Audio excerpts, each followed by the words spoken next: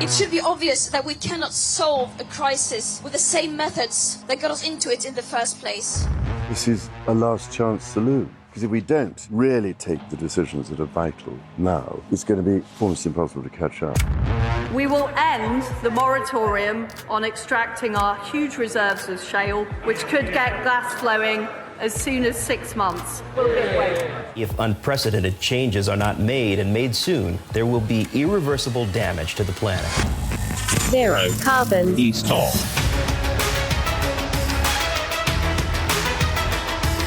Hello and welcome to Zero Carbonista Series 4 Fool's Gold. I'm Ian Collins and this is the UK's #1 environment-based podcast. If it's green, it's in. And it's been a heck of a week with people debating as to who is on the guest list for the King's coronation. One man who we know will absolutely be there with tiara on head is the green entrepreneur and environmentalist Dale Finsdale. Well, I like that image. I like that. Well, I kind of lost it at the end there because it was I literally had the image in my head of you sitting there with jewels and stuff. Who's Jules? Crown jewels. Jewels. Gotcha. Maybe you'll take Jules as your +1. I'm taking you haven't been invited, but would you have gone? No, I wouldn't have gone, actually. Not to be rude or anything like that, but, it's not my thing. I don't think that actually, I was going to say I don't think we should have a monarchy, but I'm just going to change that, mid-sentence, because I don't mind if we have one, but I think we shouldn't pay for it. We certainly shouldn't shovel the huge sums of money at these people, this family. Yeah. That we do, especially in a time of a cost of living crisis and all that kind of stuff. And, in the last week or two, The Guardian have been releasing stories about the incredible wealth of King Charles as he is now and the royal family and, the money, the jewels, the properties, all that kind of stuff. And, people say the royal family is a tourist attraction. I say, fine, keep Buckingham Palace, keep a few royals. But look, they're rich enough to pay for it themselves. I would agree with that. The caveat I was going to put in, Dale, and I've always been confused about this, and I'm sure over the last couple of years we must have touched on this at some point in a podcast, but isn't Charles the Chris Packham of royalty? Is he not a man who's so environmentally geared up that he's telling it like it is, and he messes up people's opinions in government because they know that he's a true green royal? Is that true or false? I say false. And what you touched upon there is another great concern that we should have, that he messes with government decisions, with laws, as his mother did before him, the Queen. They have these secret prerogative powers, and we're only just now learning the extent to which they're being used. Before the government passes a law, they check in with the royal family to see if it's okay.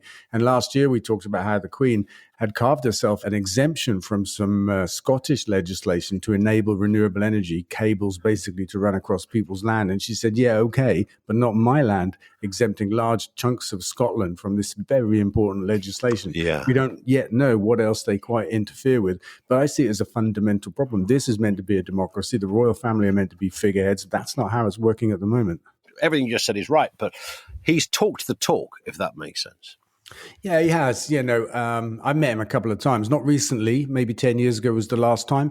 And, we talked about wind energy and basically said, he's a fan of it, but not the big ones, just the little ones. Right now, for me, that's a fundamental problem because the little ones are for fun, right? Largely, they power a house and that kind of stuff. Oh, was he talking about the stuff you get in Amsterdam? Is that what he was talking about? Little nice sort of Trumpton type windmills? I don't like the ones that actually do stuff. Well, that's an interesting image to conjure up, actually, because I do wonder if that's the kind of world that he would like to see, or the kind of Britain they'd like to see us have. I'm sure that also we would disagree quite strongly about diet, about the role that animals should or shouldn't play in our diets and that kind of stuff, and farming as well, which is linked to the same thing. So, no, I don't see him as a progressive person of the kind that we need. He may be more progressive than some other royals for sure, but that's not enough. That's not nearly enough. It's not hard to do either. It's a low bar, right? No, it's a very low bar. Let's go to this one. Net zero drive will leave UK homes more vulnerable to power cuts. I guess this kind of makes sense. What's the story here, Dale? I got to call bullshit on this one, right? Because I read that headline and clearly the implication is because we're going to net zero, we're going to be more vulnerable to power cuts. I mean, that's black and white what it says. Read the article. That's not what it's saying at all. The story is about how increased storms and the other kind of impacts of the climate crisis are going to blow overhead power lines down, and we aren't adapted for it. The story's got nothing to do with driving to net zero and everything to do with not being ready for the climate crisis that is upon us.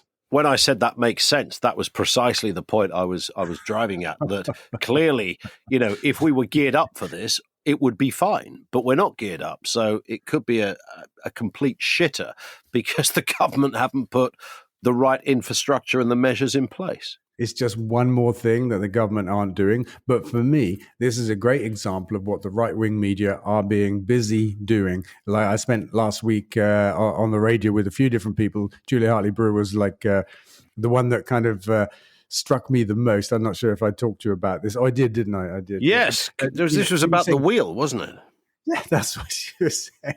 Environmentalists want us to, I don't know, live in caves, go back to the Middle Ages and stop using the wheel. I mean, that's an extreme example. But right-wing pundits generally are saying that net zero is costing us, is putting up our cost of living and that kind of stuff. This is a narrative. And so this from the Telegraph is perfectly in tune with that. Net zero will give us power cuts. That's bullshit. That's not what the article actually says. That's just the headline. Do they just hope that their readers only read the headline? Is that what? Because it's, I mean, in fairness, they have actually printed the story, just not in the headline. No, that's right. But, headlines have an effect, don't they? Before you read the story, you go into it with that, thinking, oh, yeah, I know what this story's about. And a lot of people only read the headlines, right? I cruise the headlines, quite frequently because I hope to catch the essence of the story and I'm busy. And so I move on. If you just cruise that headline, you're going to go, oh, yeah, one more thing that net zero is going to do for us, going to give us more power cuts. And it's not true.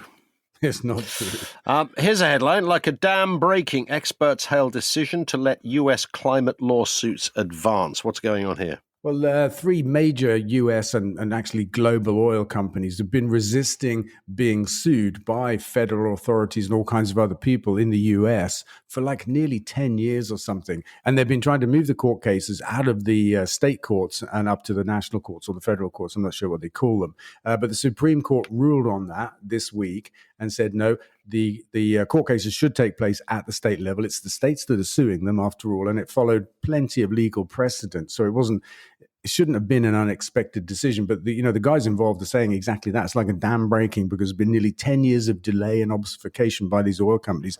They are now going to face their day in court. Yep. It's being compared to big tobacco, who for decades deceived their customers about the perils of smoking and made lots of money from it. And one day they were sued, and I think they paid $200 billion in compensation, and it changed the way tobacco was advertised and sold. If this does the same thing for fossil fuels, it will be amazing. Here's a question from Sam on Twitter. Well done, Dale, for the way you handled Howard on Talk TV. He seemed to have a different set of facts to reality. To be honest, I also saw that interview, Dale. I thought the host was fantastic. Yeah, host doesn't get enough credit. That was the real standout moment for me, frankly. I don't know who the other two guys were. It was an interesting one, wasn't it? So Howard Cox is the head of something called Fair Fuel UK. I love the fact we live in a democracy. We're not North Korea, so if somebody has a campaign group or an organisation, that's brilliant. The trouble is, he has a completely different view on life to you, Dale. I mean, clearly his day job, or at least his campaigning day job, is all about cheaper fossil fuels. And he comes on your radio show, and everything I tell him that's factual about the climate crisis, about the numbers, the money we spend here and there, the anything, just anything. Everything I said, he said, no, that's not true. That's not true. And eventually is just a bit beyond crazy. This is a guy that said, he's been called a climate denier, but he's not. He just thinks it's the weather. We do have climate change, but it's not a crisis. It's just the weather. But he's not a climate denier. Yeah, but here's the here's the thing, Dale. He's right, and you're wrong. And the reason I mention that is because Howard and other people who share Howard's view absolutely, unequivocally, 100% believe that. Now, you debate this stuff. You do it on my program. You do it with Mike Graham. You do it on the BBC, Sky, wherever, in different places. You're used to that argument, which is a kind of an impenetrable argument. How do you deal with that then? What do you think afterwards? Do you want to cry? Do you want to scream? Do you want to laugh? Well, he was a really extreme example, Howard, because all he had in his locker was to say, look, that's not true. And I'm like, have you read the IPCC report? He's like, yeah, I read it, but it's not right. And I'm like, well, there are 1,000 scientists that have been working on this for decades, studying data. And you're saying you know better than them, and basically saying, yes, he does.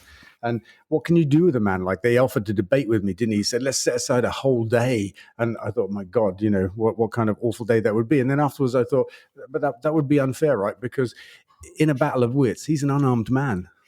What can you do with a man like Howard? I mean, that surely was a sitcom from the 70s, wasn't it? It was with Frankie Howard kind of starring, I'm seeing. Maybe Barbara Windsor in a cameo. Maybe, but he wasn't unlike Julia Hartley Brewer, really, in that he just denied everything I said. He called them emotive facts at one point. I said, well, thanks for at least acknowledging their facts. It was a good line, actually. Yes, it was a good line. Yes, I think he dropped the ball in his own argument at that point. The emotive facts. So there it is. And of course, facts are emotive when what's involved is like awful, right? How can it not be emotive? That's right. Yeah, exactly. Yeah. Here's a fact: lots of people get run over by cars every year. That's emotive, right? I mean, it's a horrible fact, but it's still a fact. It's still a fact. And he had to go up Sadiq Khan towards the end of your show. Yeah. I think he'll talk about how that's another great example. I think I was off air by then, but I was listening. And he's like, talking about 4,000 deaths a year, like he made it up. Government statistics say that 40,000 people a year die in the whole country. So I don't doubt that the 4,000 is actual government data, not Sadiq Khan making it up. But Howard just doesn't have a clue. But he never mentioned the wheel. Well, at least he didn't do that. I mean, he gets a house point for there was no wheel reference. He didn't go Julia Hartley Brewer on you with the wheel. And I'm now trying to think what the wheel reference was. Didn't she say something about uninventing it or something? Absolutely. She said environmentalists, people like me, they want us to live in caves and stop using the wheel. And then she said to me later in the show, well, if it's all as bad as you're saying it is, should I get hysterical? And I'm like, I think you're hysterical enough this morning, Julia, talking about uninventing the wheel. Come on. Yeah. Dale Vince with his wheel-based proclivities. What is he like? It was a bit of that, wasn't it? But she is the gift that keeps on giving, Dale. And I remember that I'm going to fact check her on social media because at one point I said if we just spent half of what we wasted in the energy crisis, we could build all the infrastructure we need to have 100% electricity, green electricity. And she said, but that's only 20% of total demand, which I doubted to be true. We checked, it's not. Right, it's nearly a third of total energy demand in our country. So I'm just going to put it straight on that little fact. Not that it would be a small thing anyway if we could get to 100% green electricity. I mean, who cares if it's 20% or 30% of our total demand? It's bloody important. Indeed. Hi, I'm Mike Graham from Talk TV, and I've been asked to tell you about green issues and a new book called Manifesto. It's brilliant, apparently. Do you believe in climate change? I don't.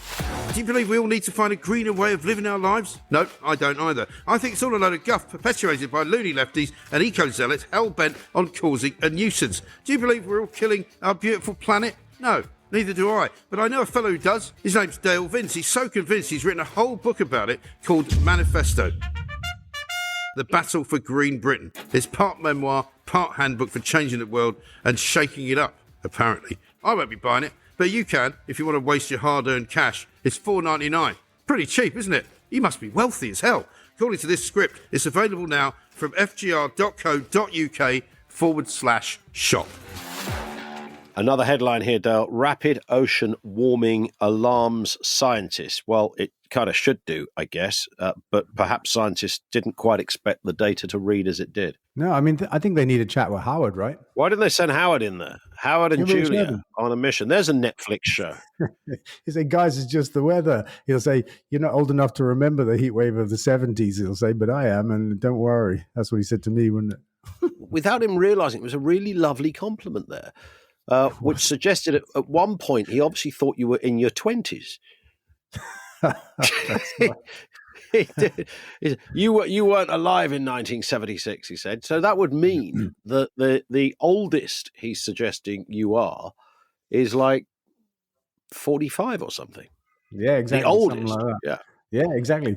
And this is part of him denying that the record temperatures of last summer killed, nearly 40,000 people across Europe. He thinks I just made that up.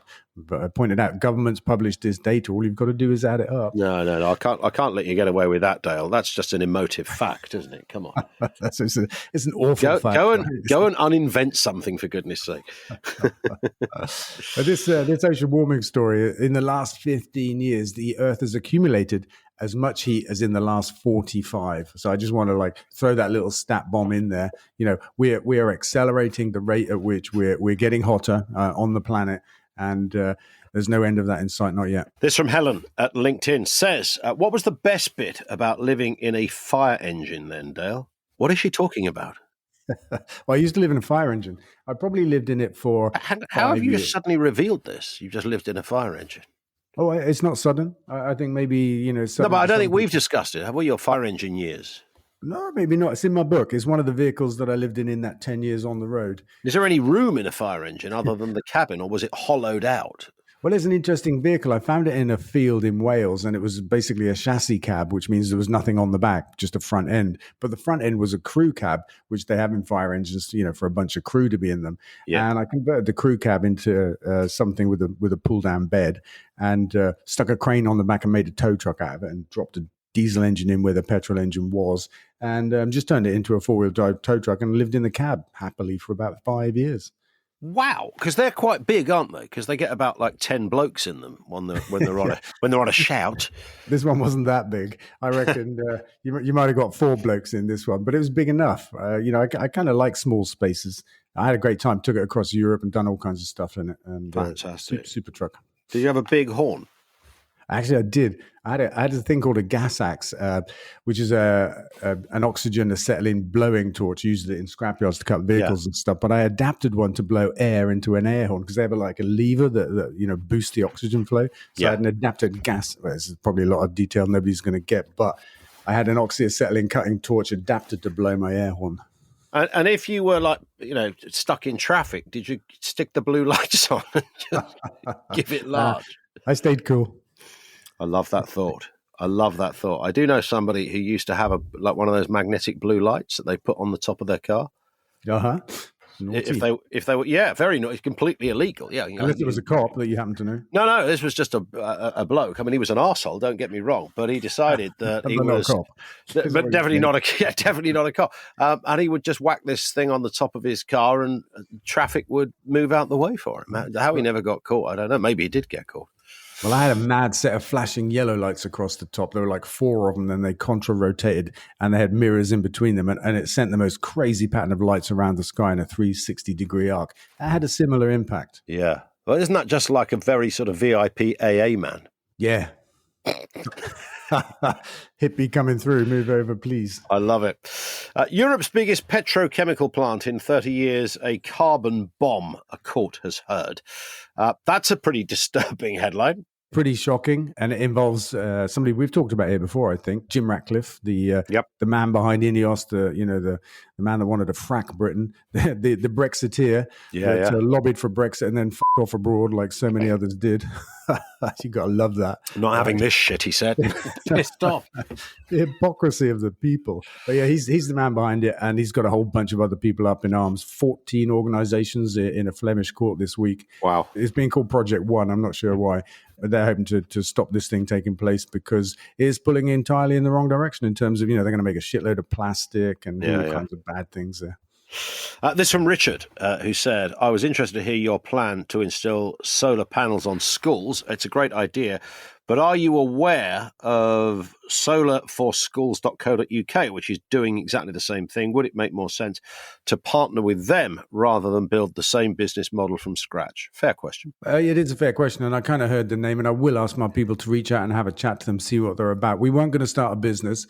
We were going to put some money into this, enough to fund the first 100 schools, and it's really something we just wrangling with at the moment, the detail of that is how much benefit to give the individual school in terms of reduced electricity bills, or how much of that to roll up into a rolling fund to convert the next school and the next school, so that we get a different kind of benefit. We get more people taking part and stuff like that, rather than 100 schools with much lower energy bills. Sounds good. Christine on Facebook says, is there going to be a Forest Green Rovers and Sea Shepherd beach clean this year? Maybe you could bring your hovercraft. Yeah, I mean, I think there probably will be. I don't actually know, but if there is, then I will definitely want to be bringing the hovercraft. Tell it, for those who are not aware of what you did before, tell us more. Yeah, it's like a combined action. I was on down by Western Supermare on the beach there, and it really is just a bunch of activists, volunteers walking down the beach, picking up rubbish and having a good time. I think you should take Howard Cox with you. You and Howard on the hovercraft. I think that'd work a treat. I'm just saying that. I'm just putting it out there. Right. I'm just I'm speechless.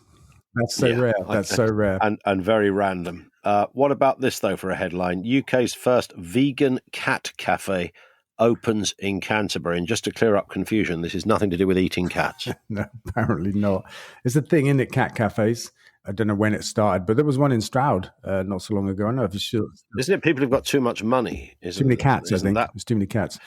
Yeah, but I mean, what, you take your cat to a cafe? I mean, no, I don't think you do that. I think you go to a cafe that's got a bunch of cats. So the one in Canterbury, the person organising it has got 21 cats, and they're going to be like in the shop. And the idea is you go into the cafe, have a cup of tea or something, and you chill out because you're a cat fan and you're surrounded by cats or something like that. I mean, I get, I don't mind a cat, but I don't want to eat with 21 of them. I don't think that's an unreasonable prerequisite for going for a meal, is it? No, I don't think so either. So I won't be going. But listen, fair play to them, and I mean, if it was a ferret cafe, then you're talking, because they're really interesting bits of kit. Ferrets. I don't know. I have no idea. But at least it's a vegan cafe, so I'm on board for that. So have you ever handled a ferret? I haven't. I'm surprised, because you've been out in the country, you know the terrain of the countryside. Your ferret is a beauty. It's a wonderful, wonderful thing. It's got a kind of kinship with you. Because, when you look at a cat just looks at you. If a cat had an air bubble above its head, when it looks at you, it would just say, arsehole. Because that's what a cat does, doesn't it? It just thinks so badly of us as humans. Whereas dogs just go, can I be your friend? A ferret is like, let's go out. Come on, let's go. Let's go for a night out. That's a ferret. That's your difference in those three particular beasts. For some reason, I'm thinking of Nigel Farage there. I have no idea why, but maybe there should be a vegan Nigel Farage cafe opening. So 21 Farage lookalikes serving you food all the time. Now there, you see, we're onto something here. Maybe. I'm not convinced. Or Howard's, I don't know, Julia's, maybe. There's a whole theme here, themed cafes. How about the cabinet? How about the cabinet of our government? We could call it the shit show cafe. That's right, yeah. Your maitre d' this week is Oliver Dowden. That's going to be brilliant. Yeah. And serving desserts, it's Grant Shapps. He would be there. Shapps, he would definitely be there. He'd pitch in. Yeah, I reckon he would. I think he would. I wouldn't. Here's a question from Oliver, who says, Dale, what is going on with oil and gas prices long term at the moment? Are they back to pre-Ukraine invasion levels? It seems so complicated for an outsider like me to understand. Yeah, when are our energy prices just going to go back to normal? They're on the way down. They peaked in January at a typical bill being £4,000 a year. In April, they dropped, making it more or less £3,000. We can see them coming down again in August, because the Ofgem now changes it every 3 months based on future prices of energy. Going to come down to £2,000 late summer, and that will be roughly twice what they used to be pre the crisis, because it wasn't just a Ukrainian invasion. We had an energy crisis of a different kind as well, and they just combined to make that kind of craziness that we experienced. When they get back down to normal levels is just a different question. Yeah. I don't think it'll be in the next couple of years. Why is that? Is that just about Ukraine? Is there something else going on? Nah, not at all anymore, because Europe survived the winter without Russian gas, and a lot of the fear in that £4,000 a year price was about how Europe would cope and stuff like that, but they've done it now. It'll be much easier next winter. They've been really busy building facilities, cutting energy consumption, all that kind of stuff. They just get on with shit while we bang our gums about how great we are and we used to rule the world, we couldn't even advise our people to use less gas. If you remember, the government said that would make them like a nanny state. And so they said people can use what they want, but we might have power cuts. Brilliant. Yeah, Brilliant. that also wasn't in the Telegraph headline, was it? So, it wasn't. So I think, it's not about the war in Ukraine anymore, but global prices of fossil fuels are driven by speculators and the cartel, OPEC, the producers cartel. They regulate the amount of supply in order to keep the price where they want it. And I think they've been enjoying these super high prices. So it's kind of rigged at the moment, really. They've just kept it high when they could been rigged lower for it. decades. I mean, these are the oil producers. They decide how much to make. They look at what demand is, decide how much to make. They create the shortage that drives the price up, which enriches them. It's a maddening, open manipulation of what's meant to be a free market. Yeah, and all perfectly legal, which is the most mysterious part about it. Right. There we go. That is it for this episode. Have a cracking week, Dale. Fantastic. Thank you. See you soon on the radio. Yeah. Don't forget to follow this podcast on your podcast provider so that you get each new episode automatically. Leave a review there as well. If you want to get in touch, you can do so. zerocarbonista@ecotricity.co.uk. Really important bit. Follow Dale on social media. That's twitter.com/Dale Vince, facebook.com/Dale Vince, on TikTok and on Insta too.